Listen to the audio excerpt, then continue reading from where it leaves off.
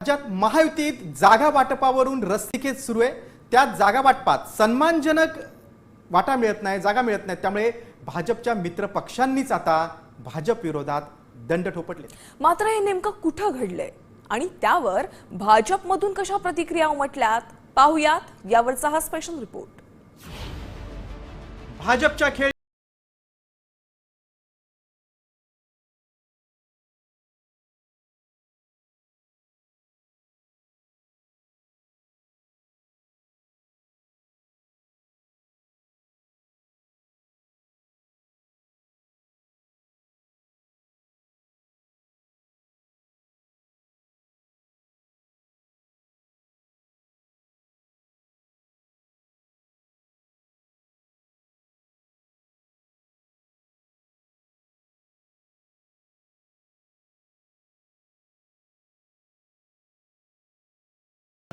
सैरभैर झाली।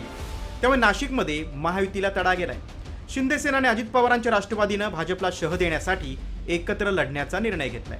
त्यासाठी रात्री उशिरापर्यंत शिंदे सेनेचे मंत्री दादा भुसे, राष्ट्रवादीचे मंत्री नरहरी झिरवाळ, माजी खासदार समीर भुजबळ यांच्या जागा वाटपावर चर्चा झाल्याची माहिती समोर आली आहे। नाशिकमध्ये महायुतीत फुटीची ठिणगी का पडली आहे त्याची कारणं पाहूयात। महायुतीतल्या मित्रपक्षांमध्ये जागा वाटपावरून ओढाताण सुरू आहे। 65 नगरसेवक असल्यानं भाजप 80 पेक्षा जास्त जागा लढवण्यावर ठाम आहे। शिंदे सेनेकडून 45 जागांची मागणी करण्यात आली आहे, मात्र भाजपकडून 35 जागांचाच प्रस्ताव देण्यात आला। अजित पवारांच्या राष्ट्रवादीकडून 30 जागांची मागणी, मात्र भाजपकडून फक्त 6 जागा देण्याचीच तयारी आहे। तुमच्याकडे काय चर्चा याची मला माहिती नाही। माझं काल रात्री दादा हुसेनशी बोलणं झालं। आमचं आज बसायचं ठरलेलं आहे आणि चर्चा होईल आमची। भुजबळ साहेब आहेत, समीर भुजबळ आहेत, त्यांचे दोघे मंत्री आहेत, त्यांचं माझं बोलणं झालेलं आहे। आम्ही या संदर्भामध्ये चर्चा करू, बोलू आणि त्याच्यावर निर्णय होईल। भाजपकडून दखल घेतली जात नाही म्हणून शिंदे गट आणि अजित पवार गट एकत्र आले आहे आणि ती युती जवळपास निश्चित मानली जाते। आता असं असेल तर मग मला काही हरकत नाही आहे, आम्ही एकटे लढू।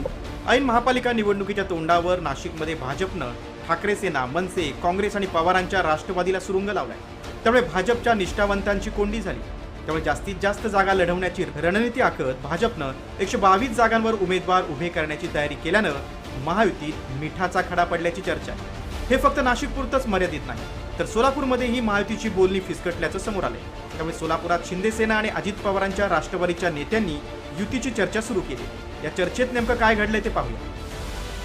सोलापुरात 102 पैकी 50% जागांवर दोन्ही पक्षांचं एकमत झाले। शिंदे सेना आणि अजित पवारांच्या राष्ट्रवादीत 50-50% फॉर्म्युल्यावर एकमत झाले।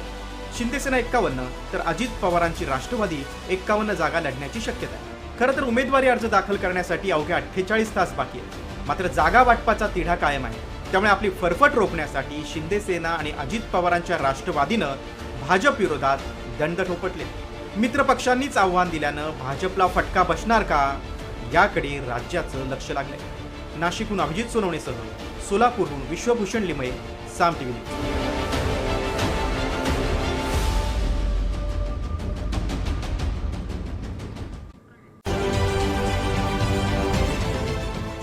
देश विदेशातील प्रत्येक घडामोडींचे लाईव्ह अपडेट मिळवण्यासाठी आता साम टीव्हीच्या सर्व सोशल मीडिया प्लॅटफॉर्मला लाईक, फॉलो आणि सबस्क्राईब करा। तसंच सर्व नोटिफिकेशनसाठी बेल आयकॉन प्रेस करायला विसरू नका।